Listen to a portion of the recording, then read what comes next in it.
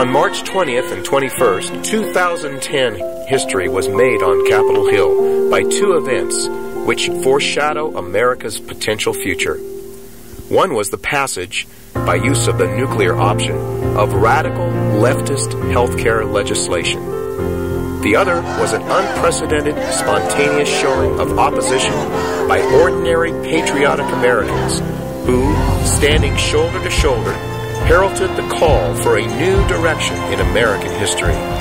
These two influential forces were on polar opposites of moral, philosophical, and political worldviews. One was forced through by a few left-wing elitists using other people's money and the brute power of partisan politics, while the other was embraced by salt-of-the-earth, middle and working-class Americans who were not forced or funded, but with passionate conviction used hard-earned income to come from across the nation to be heard.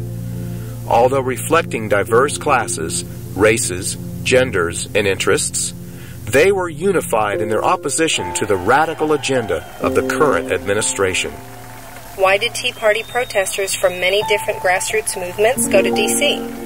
They went to exercise their God-given right, as stated in the Constitution, to petition the government for a redress of grievances.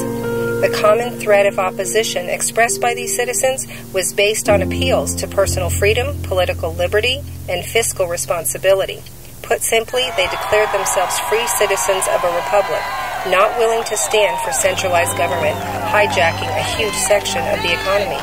They believed an encroachment on free markets is an attack on freedom. They came to confront the duplicity of the fiscal projections of the legislation. History shows that all budgets for centralized health programs have exploded well beyond forecasts. They believed the CBO was fed manipulated numbers for a desired outcome. The Tea Partiers insisted, we cannot afford this legislation.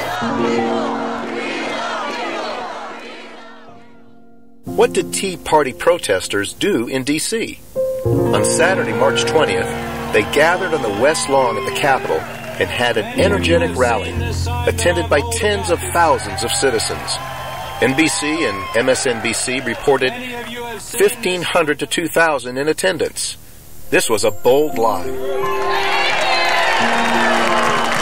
Thank you, Colin. I think the crowd estimate number is coming from the same people who've estimated that this bill is going to save money, not bankrupt the economy. Survey this crowd and consider the way America's media lies to the public. They cannot be trusted. Capitol Police have released a diagram whereby crowd size can be estimated. By this objective tool, the attendance, indicated in dark red, measured between 40 and 50,000. After the rally, they fanned out to visit their representatives' offices. Few representatives supporting the bill were willing to open their office doors, and the citizens left notes pleading with them to vote no.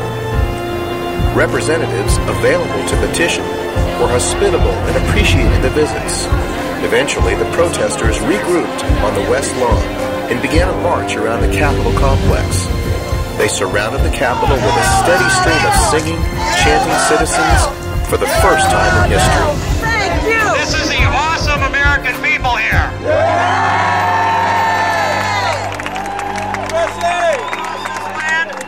Most people didn't know this was going to happen since it just only last Thursday.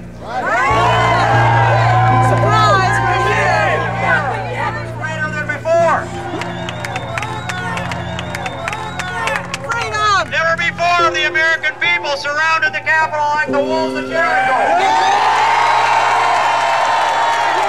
Then, as evening fell, they gathered en masse before the East Steps and heard from various representatives as they sang, chanted, and prayed. Never has a grassroots movement comprised of ordinary citizens been so patriotic, singing God Bless America, America the Beautiful, the national anthem, and reading from the Declaration of Independence and the Constitution, the Pledge of Allegiance to the flag, and the Lord's Prayer.